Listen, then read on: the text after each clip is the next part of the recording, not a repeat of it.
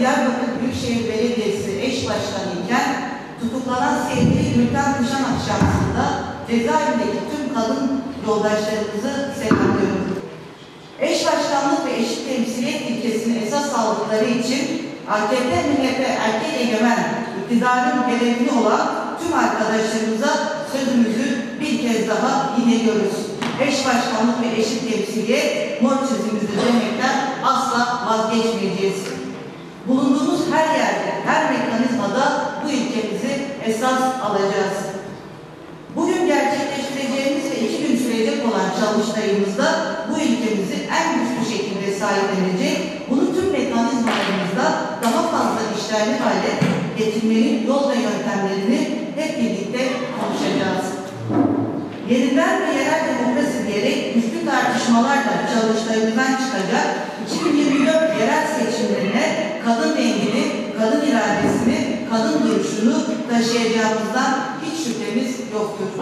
2016 yılında başlayan ve bir rejim haline getirilen kayyum siyaseti karşısında kadın özgürlükçü yerel yönetimler politikamızdan vazgeçmeyeceğiz diyerek bir aradayız.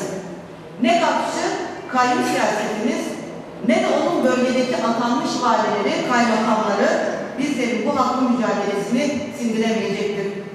Yerel demokrasiden zerre nasibini almamış bu iktidarın yerel yönetim anlayışının kayyum rejimi olduğunu bir kez daha vurguluyoruz. Her alanda olduğu gibi yerel yönetimler alanında da siyasetini Kürtlerin, kadınların kazanımlarına saldırı üzerinden gerçekleştiren bir iktidar gerçekliğiyle karşı karşıyayız. Atadıkları kayyumların yolsuzlukları, usulsüzlükleri, rantla kalan politikaları aslında Sayıştay raporlarında da defalarca kez kendisini göstermiştir.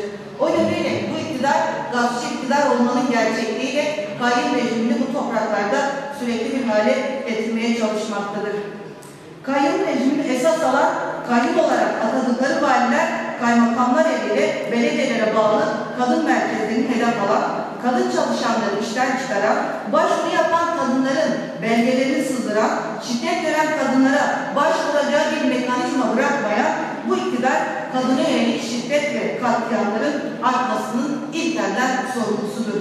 Bakın sadece 2023 yılında ilk 9 ayında 234 kadın erkekler tarafından katledildi, 176 kadın şüpheli bir şekilde yaşamını yitirdi.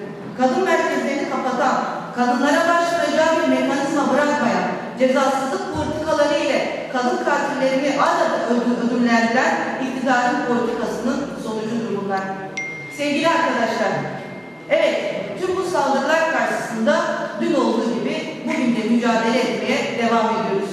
Çünkü bizlerin yerel yönetim anlayışı salt bir belediye binasına sıkışmaktan ibaret değildir.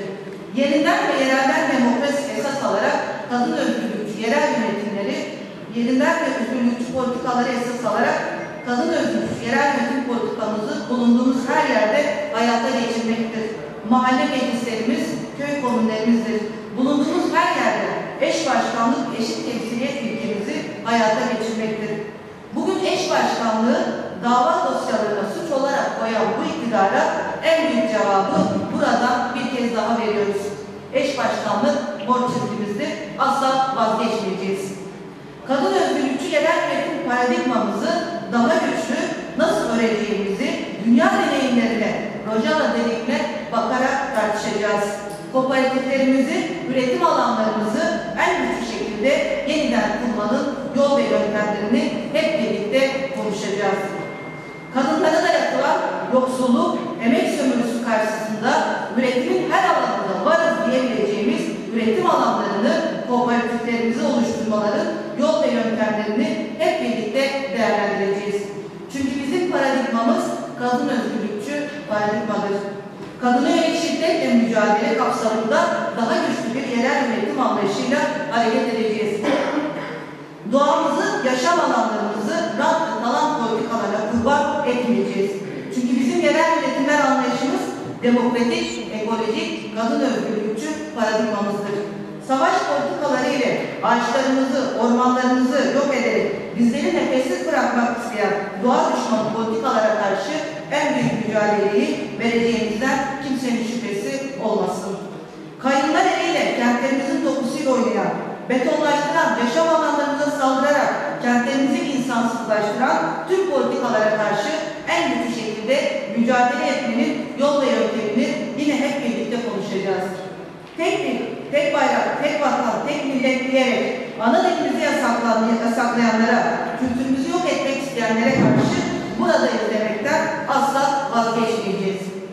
Değerli arkadaşlar, büyük bir inanç ve kararlılıkla gerçekleştireceğimiz bu çalıştayı bizler için anlam ve önemi büyüktür.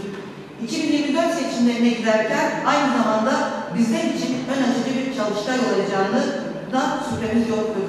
O yönüyle son olarak son sözümü aslında uzun zamandır alanlarda, direniş alanlarında söylediğimiz bir sloganımız var. Hep birlikte söyleyelim. Ne kayıp ne kalan, bir sadece diyerek hepinizi bir kez daha